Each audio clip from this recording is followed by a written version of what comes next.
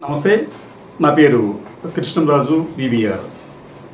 అమరావతికి సంబంధించి నేను సాక్షి ఛానల్లో ఈ నెల 6వ తేదీన చేసిన కొన్ని వ్యాఖ్యలు వివాదాస్పదంగా మారాయి. దీనికి సంబంధించి నేను అమరావతిని కించపరిచే ఉద్దేశంతో ఈ వ్యాఖ్యలు చేయలేదు అని చెప్పినప్పటికీ దానిని ఆ ప్రాంత ప్రజలు కావచ్చు, లేకపోతే కొంతమంది వ్యక్తులు కావచ్చు, దానిని విశ్వసించే ప్రయత్నం చేయకుండా ఆందోళన చేస్తున్నారు. అయితే దీనికి సంబంధించి ఇప్పుడు కొన్ని ఆధారాలు మీకు చూపించబోతున్నాను. అదేమిటంటే, అమరావతి అనేది రాజధాని, ఎవరికీ సందేహం లేదు. కానీ అమరావతి చుట్టుపక్కల ప్రాంతాలలో ఎయిడ్స్ వ్యాధిగ్రస్తులు, అలాగే ఈ సెక్స్ వర్కర్లు ఎక్కువగా ఉన్నారు అనేది ప్రభుత్వానికి కూడా తెలుసు. అయితే అమరావతి చుట్టుపక్కల ప్రాంతాలతో పాటు ఆంధ్రప్రదేశ్లో కూడా సెక్స్ వర్కర్ల సంఖ్య దేశంలోనే అగ్రస్థానం లేదా 2వ స్థానంలో ఉంది. 2024 లెక్కల ప్రకారం 1,33,000 మంది సెక్స్ వర్కర్లు ఉన్నట్లుగా జాతీయ సంస్థలే ప్రకటించాయి. అయితే నేను అమరావతిని మనం పవిత్రంగా ఉంచుకోవాలి, దేవతల రాజధాని కాదు అది మనం అంటున్నాం కాబట్టి, అక్కడ ఇటువంటి సామాజిక సమస్యలు ఉంటే వాటిని కూడా నిర్మూలించుకోవాలి అనే ఉద్దేశంతో చేసిన కామెంట్ అనేది అది దుమారంగా మారింది. దీనికి సంబంధించి ఇప్పుడు మీకు కొన్ని క్లిప్పింగ్స్ చూపిస్తాను. ఒకటి, ఇది వన్ ఇండియా అనే ఒక పత్రికలో వచ్చిన వార్తది.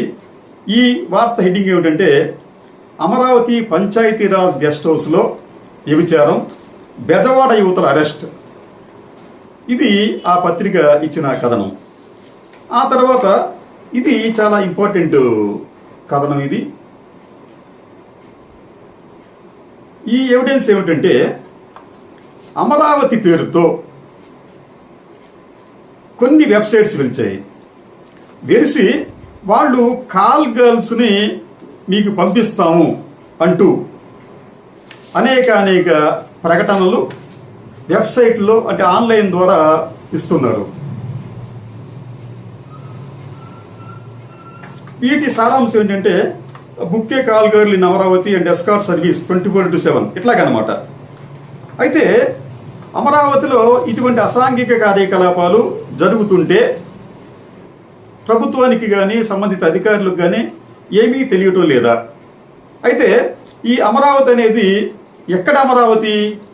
ఆంధ్రప్రదేశ్ అమరావతి, లేదా మహారాష్ట్రలో ఉన్న అమరావతి, లేదా ఇంకో రాష్ట్రంలో ఉన్న అమరావతి అనేది పక్కన పెడితే, అమరావతి అనేది మనకు దేవతల రాజధానిగా భావిస్తున్నప్పుడు అమరావతి పేరుతో జరుగుతున్న ఇటువంటి అసాంఘిక కార్యకలాపాలను నివారించడానికి ప్రభుత్వాలు ఎందుకు ప్రయత్నించడం లేదు? మూడవ మీకు పేపర్ కటింగ్ ఏంటంటే, ఇది స్వయంగా సాక్షి పత్రికలో వచ్చిన వార్త. ఈ వార్త సారాంశం ఏంటంటే, రాజధాని ప్రాంతంలో హైటెక్ వ్యభిచారం కలకలం రేపుతోంది. హైటెక్ వ్యభిచారంపై పోలీసు వర్గాల నిఘా. ఇది ఎక్కడండి? ఇది రాజధాని ప్రాంతంలో. నేను చెప్పింది ఏంటి? రాజధాని పరిసర ప్రాంతాల్లోనే నేను చెప్పాను అక్కడ. తర్వాత ఇది మరో ముఖ్యమైన క్లిప్పింగ్. ఇది డక్కన్ క్రానికల్లో వచ్చింది. ఒకసారి చూడండి. ఇది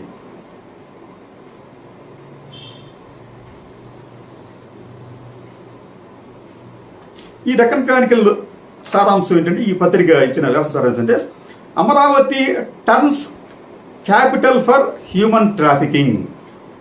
Amaravati turns capital for human trafficking అంటే, అమరావతి అనేది మానవ అక్రమ రవాణాకు, మానవ అక్రమం అంటే సహజంగా మహిళల గురించి, అక్రమ రవాణాకు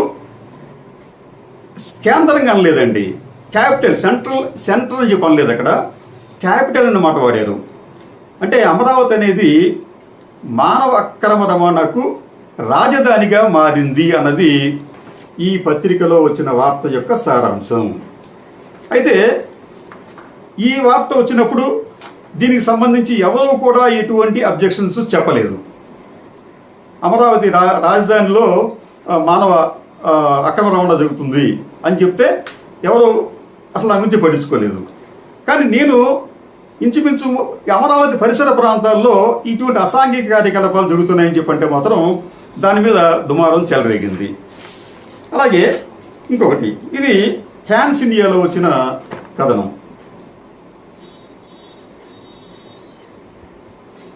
ఈ కథనం సారాంశం ఏంటంటే, police busted sex racket in Amaravati. అమరావతిలో ఈ సెక్స్ కుంభకోణాన్ని పోలీసులు ఛేదించారు, 3 అరెస్టు చేశారు. అంటే అమరావతి పరిసర ప్రాంతాల్లో ఇటువంటి అసాంఘిక కార్యకలాపాలు జరుగుతున్నాయని చెప్పి హ్యాన్స్ పత్రిక గతంలోనే ప్రచురించింది. దీనికి సంబంధించి ఇది 2024 సర్వే, జాతీయ సర్వే. దీని ప్రకారం భారతదేశంలో అత్యధికంగా ఈ సెక్స్ వర్కర్లు ఉన్న రాష్ట్రం ఆంధ్రప్రదేశ్. దాదాపు 1,33,000 మంది సెక్స్ వర్కర్లు ఉన్నట్టుగా దీంట్లో చాలా స్పష్టంగా పేర్కొన్నారు.